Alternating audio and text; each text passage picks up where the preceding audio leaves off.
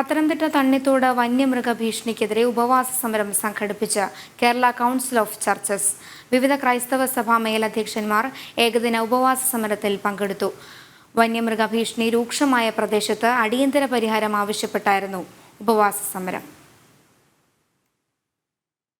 ജനവാസ മേഖലകളിൽ വന്യമൃഗങ്ങളിറങ്ങി മനുഷ്യന്റെ സൂര്യജീവിതം തകർക്കുന്നത് പതിവാകുമ്പോൾ പ്രശ്നത്തിന് അടിയന്തര പരിഹാരം ആവശ്യപ്പെട്ടാണ് കേരള കൗൺസിൽ ഓഫ് ചർച്ചസ് ഏകദിന ഉപവാസ സമരം നടത്തിയത്. വന്യമൃഗങ്ങളിൽ നിന്നും മനുഷ്യന്റെ ജീവനും സ്വത്തിനും സംരക്ഷണം നൽകാൻ ഉത്തരവാദിത്തപ്പെട്ടവർ തയ്യാറാകണമെന്ന് കേരള കൗൺസിൽ ഓഫ് ചർച്ചസ് ആവശ്യപ്പെട്ടു. വന്യമൃഗങ്ങളെ ഉൾക്കൊള്ളാൻ സാധിക്കാതെ വണ്ണം വന്യമൃഗങ്ങൾ വർദ്ധിച്ചു, എണ്ണം വർദ്ധിച്ചു. ഇതിനെ പുനരധിവസിപ്പിക്കാനുള്ള സംവിധാനങ്ങൾ, അതാണ് മറ്റ് രാജ്യങ്ങൾ ചെയ്യുന്നത്. എങ്ങനെയാണ് ഈ നമ്മളാരും മൃഗങ്ങൾക്കെതിരല്ല, അത് ഈ ആവാസ വ്യവസ്ഥിതിയിൽ ആവശ്യമാണ്.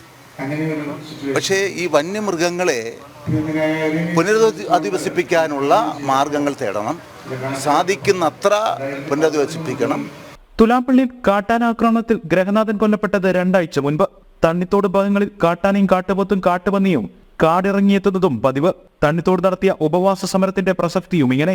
പ്രതിഷേധ സമരങ്ങൾ സംസ്ഥാന തലത്തിലേക്ക് വ്യാപിപ്പിക്കാനാണ് കേരള കൗൺസിൽ ഓഫ് ചർച്ചസിന്റെ തീരുമാനം. ഓർത്തഡോക്സ് സഭയ്ക്കായി അലക്സ് മാർ യാസിബിയോസ് മെത്രാപ്പൊലീത്തയും യാക്കോബായ സഭയ്ക്കായി ഗീവർഗീസ് കൂറിലോസ് മെത്രാപ്പൊലീത്തയും മലങ്കര മാർത്തോമാ സുറിയാനി സഭയ്ക്കായി മാത്യൂസ് സിൽവാനിയോസ് മെത്രാപ്പൊലീത്തയും പങ്കെടുത്തു.